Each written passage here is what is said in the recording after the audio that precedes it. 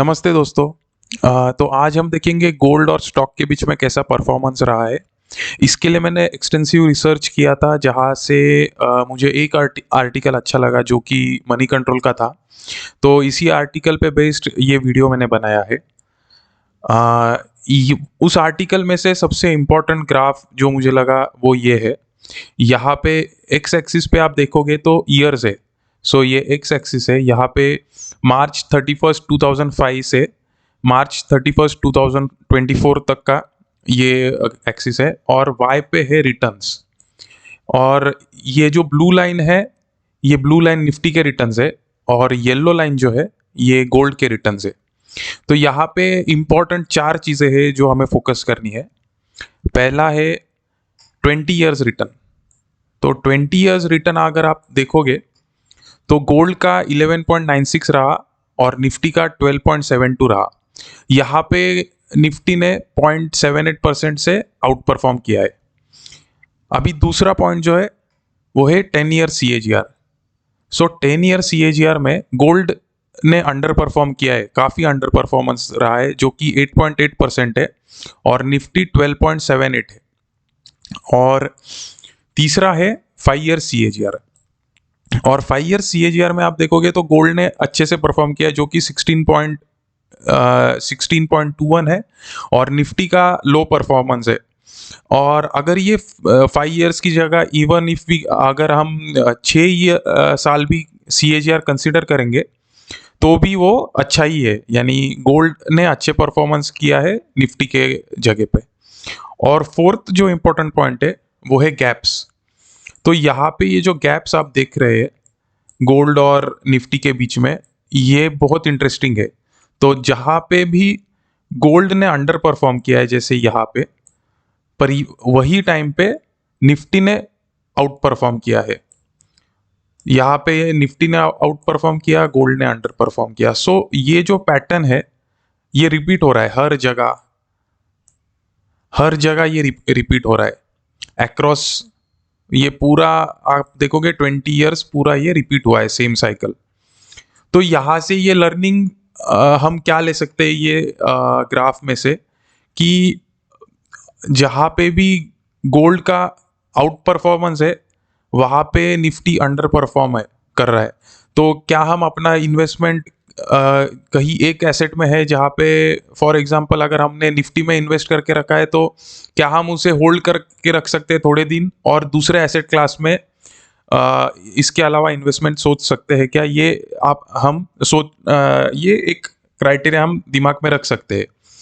इसके अलावा अगर आप देखोगे ये एक और शीट है जो मैंने उसमें से लिया था, जो कि यहाँ पे है डेट, यानी ईयर वाइज गोल्ड और निफ्टी का परफॉर्मेंस। तो मार्च 2005 से 24 का ईच ईयर का आउट परफॉर्मेंस है। तो यहाँ पे आप क्लियरली वो चीज़ इन नंबर्स देख सकते हो कि जहाँ पे भी आउट परफॉर्मेंस आया है, सो यहाँ पे अंडर परफॉर्मेंस है गोल्ड का। तो यहाँ पे निफ्टी ने आउट परफॉर्म किया है, यहाँ पे गोल्ड ने आउट परफॉर्म किया है, यहाँ पे निफ्टी ने आउट परफॉर्म किया है। तो ये पैटर्न आप देखोगे कि हर वक्त ये रिपीट हो रहा है। सेम आप देखो अक्रॉस 2015, ये 2020 का है, 2021।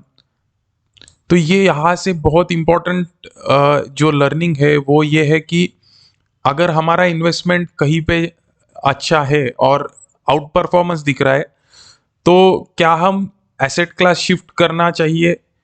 तो वो एक एस्पेक्ट पे हम सोच सकते हैं कि अगर हमने निफ्टी में इन्वेस्टमेंट करके रखा है तो मे बी हम गोल्ड पे उसे शिफ्ट करना चाहिए। और जहाँ पे आपको मोर देन 30% या 40% आउट परफॉर्मेंस है, वहाँ पे तो हम सोचना ही चाहिए कि नेक्स्ट ईयर हम कहाँ पे इन्वेस्ट करें। तो इसी पे मैंने कोई दो तीन अप्रोचेस सोचे कि जो हम सोच सकते हैं। तो वो देखते हैं। यहाँ पे मैंने तीन अप्रोचेस लिए, बट आपको भी आपके हिसाब से आप सोच के ये कॉम्बिनेशन चेंज कर सकते हैं। तो पहला कॉम्बिनेशन जो मैंने लिया है वो है 40% निफ्टी में हम इन्वेस्ट करेंगे, 10% स्मॉल कैप्स में एंड 50% गोल्ड में। तो ये अप्रोच में थोड़ा सा बैलेंस है।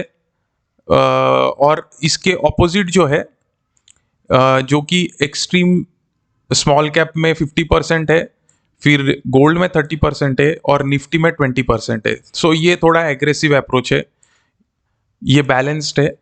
और ये इन बिटवीन है, जहाँ पे निफ्टी पे हमने 50% इन्वेस्टमेंट किया और 20% स्मॉल कैप्स में और 30% गोल्ड में। तो इसके लिए निफ्टी बीज एक यूज़ किया है, फिर HDFC Nifty small cap 250 ETF है और गोल्ड बीज है। तो इन तीनों में आपको क्या है, आपको एक्सपेंस रेशो बहुत कम रहेगा।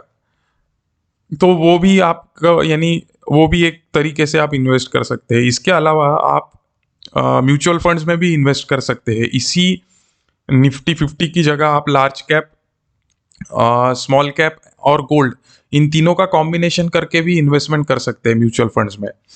तो अभी और एक चीज़ जो हमने यहाँ पे ध्यान में रखना चाहिए वो है कि ये जो रिटर्न्स है ये गारंटीड नहीं है। पिछले 20 सालों में ऐसे हुआ है, तो इसका ये मतलब नहीं कि आने वाले 20 साल भी ऐसे ही रहेंगे। बट ये एक रेफरेंस पॉइंट है हमारे लिए, एज ए लर्निंग हम इसे देख के कहाँ पे अगर बहुत अच्छा आउट परफॉर्मेंस दिख रहा है तो वो इन्वेस्टमेंट स्टॉप करके या वो इन्वेस्टमेंट कम करके दूसरे एसेट क्लास के बारे में हम सोच सकते हैं। आशा करता हूँ आपको ये वीडियो अच्छा लगा।